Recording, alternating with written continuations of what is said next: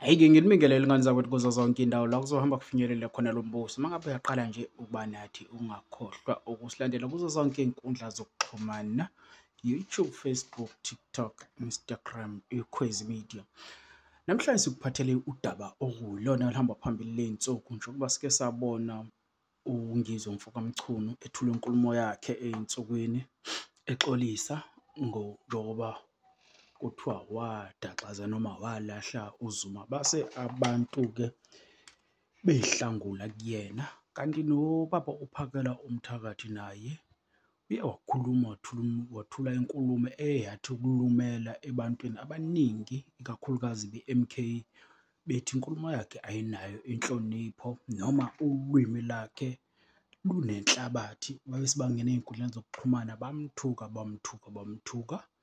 Kanti noNgizwe sikhumbula naye wake wakhuluma kwenye iy'nkulumo zakhe komunye umcimbi ebiza ubaba uMsholozi ngomduduvu wekhehla, noma inkulumo owasolakala ukuthi uyibhekise kubaba uMsholozi ibiza umduduvu wekhehla.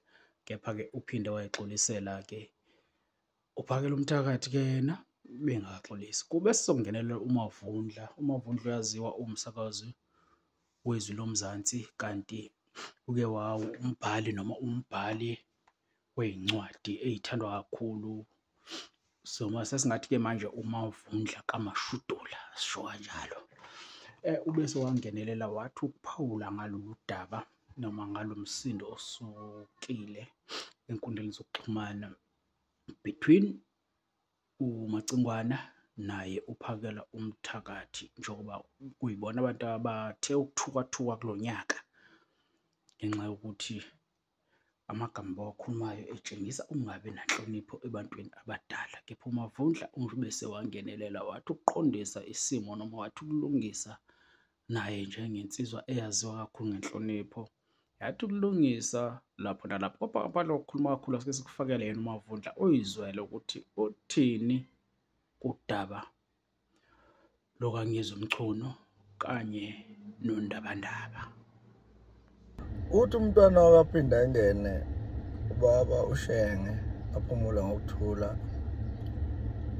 Uthi kufike kube sengazi ukuthi bakhuluma inkulumo yokuthi asihlangane, kodwa futhi uma uyayilandela le nkulumo futhi kube sengazi ukuthi bafuna ukusigwenya bayazigida. Kusebenzisa-ke isibonelo lo, kufuna ukukhuluma nobuthi abadala lapha esibathandayo lapha ebunsizweni ebubhincini kuZulu. Benze imisebenzi eminingi emikhulu emihle. Ngibalwa uNgizwe Mchunu Mfumamachingwana eNkandla. Ngibala uSibala uPhakela Umthakathi Ndabandaba kwaNongoma. Ngibala baningi nje kodwa nabo abangifikelayo kwamanje. Miningi imisebenzi emihle abasenzela yona, kubalwa nezinkulumo ezisakhayo zisikhulise thina siyabafana abancane. Sibalandele futhi ngokungazenzisi ngoba bavela beyidosha elinonile ukuthi nathi singantongela kulona. Kodwa nansi into engifuna ukuyikhalima nje kinina abafowethu nabo bonke abanye futhi abenza ngendlela efanayo. Alikho iphutha ekuthenini ube yi-ANC mawe yi-ANC. Nathi sinamaqembu ethu ezepolitiki. Alikho iphutha ekuthenini ube yi-IFP makuwukuthi i-IFP. Iphutha ozolenza ukusebenzisa inhlonipho esikunikeza yona ebujongweni ukusiholela kwiqembu lakho lezepolitiki. Okokuqala lokho. Okwesibili, ubunsizwa thina sibazi ngenhlonipho. Kungakhathalekile ukuthi omunye umuntu ungaphesheya kwakho ngokombono noma ungakuwena.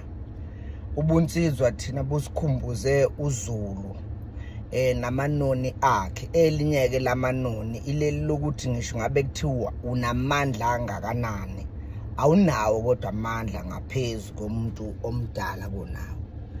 2, awunawo futhi amagama okumbiza ngendlela ekhombisa ukuthi usuyamehlisa kwisigaba sakhe seminyaka.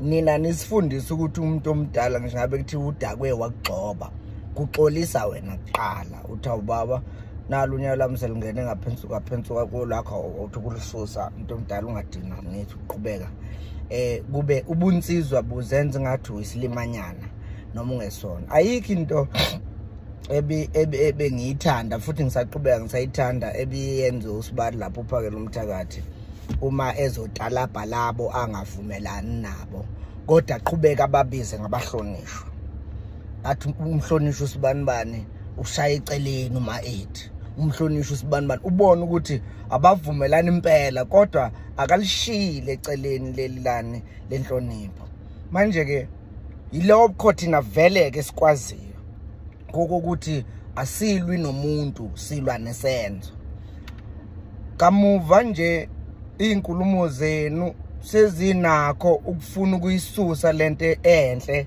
esinazela yona yokuhlonipha yokuphaphatha kubantu abadala akuphoqi ukuthi abantu abadala vumelana nabo akuphoqi ukuthi nize nibe seqenjini labo lezepolitiki musana ukuyivumela ipolitiki ukuthi indayisise lenhlonipho thina esinayo nokuniwonga hayi ukuthi khona inzuzo enitholayo ngale politiki ningangizwa kabi nami kunabantu abaningi abahlali bengisabisa lapha athi umuntu hey wangiphoxa amavundla ngendlela ebengikuthanda ngayo sengizophuma kona ngithi hayibo awunanga umuntu andikwanhlonipho ke nothanda beyaze ngilubone bengithanda nje khona escreenini lapha angithi mina le nhlonipho yethu kukhona ukudla okuthile kubeka etafuleni kinina kodwa ngithi mina kunalesi sigaba bese enginibeke kusona kuzina namhlanje engicela ningasisusi ngoba lesi sigaba ngisibeka nje ngedwa nginabo bonke labafana nabancane esinilandela nabo ngemuva esithi isibonelo kulento yokufuna ukunizwa kodwa uma uke waqala wakhuluma igama elilumelayo kumuntu omdala angikhathali ukuthi uyabheda lo muntu noma akabhedi wakhuluma nje igama elilumelayo uvusa izinto ezithi awu hey yageja kubhuti la yabo so ke lokhu ngikusho angifuni ngisho ukuthi ngithi ubhede phubhuti angifuni ngisho ukuthi ngize ngithi abekukhuluma kuyiqiniso noma kungamanga angikho lapho nawe futhi mawucomment manje ungacomment ungangeza ukuthi ngithini mina ngikhuluma ngokususa inhlonipho kumuntu ongavumelani naye okokuthi ke benikhuluma ngani nothi sithini isihloko ileyonto ngiyafisa bafethu anive ningigqokisela kahle ubunsizwa ngalendlela ukuthi kwayithina siyesaba ukuyibiza ngeinsizwa uma sibuka nina ngenxa ukuthi ubunsizwa niphakamisile nabibeke esigabeni esikude ukuthi singafinyelela nanoma ubani nanoma sikhuluma amagama ethu sesiyawahlola ngoba sizama ukufuna ukufana nani ebunsizweni ningavumeli ipolitiki iningene ifike nisebenzise ngendlela enidayisisa lokho kuhle sinazela khona thina sibale thina mchungu lento ukuthi siyalala namhlanje siyanihlonipha ngendlela enikhuluma kahle ngayo nangendlela isikhumba senkabi yakithi enisiphethe nenisibambe kahle ngayo ayikho into engiyithanda njengokubona umcuno ethithiza uma ekhuluma nomuntu omdala kuze kusho mina ngithi waye nje naka umfana wakithi kwaZulu esasikhula naye wayenza nje uma ehlangana nabantu abadala kungakhathalekile ukuthi labo bantu abadala uyavumelana noma akavumelani nabo uyathithiza mawumfana uhlangana nabantu abadala ngisho ngabe uthi abadakwe kanjani nina nisifundise lokho kamuva sekuyini enithatha amatshe nijikijela abantu abadala nibabize ngamagama angitsho ukuthi ngithini angilona lolu hlobo lobantu abafuna udumo mina olungeze ukungisebenzela ngalutho nje angiyena umuntu ofuna udumo olungayindawo mina futhi angizami nokuphakama ngani nokuthini ngiyanihlonipha nje futhi kakhulu futhi nani niyakwazi lokho ukuthi ngiyanihlonipha mina anginanzuzo ke futhi nasekunganihloniphini so ke into engiyithi mina ngisacela abafethu nisenzele yona sinifake eqoqweni leingqwele ezisimele kahle ezikhuluma kamnandi ezisifundisa inhlonipho yomuntu omdala musani ukuvuma ukuba sinikhiphe sinifake eqenjini labafana abajikijela abantu abadala ngamatshe bakhulume nabo lento esijwayele ukuyibona eParliament. Ilungile mayise eParliament kubo kwa eParliament, kodwa tholani indlela yokuthi nikusho konke enifuna ukusho kunoma ubani including nabantu abadala, kodwa ningayisusi lento yenhlonipho. Iyona mina eyenza nginihloniphe ngalendlela enginihlonipha ngayo. Uyayibona into engishoyo. Nabaningi ke futhi ngicabanga ukuthi la sitwistana khona nje, sitwistana ngesikhathi usufuna ukungenza iANC ngenkani, usufuna ukungenza inkatha ngenkani, usufuna ukungenza iEFF ngenkani, usufuna ukungenza iDA ngenkani. Ngeke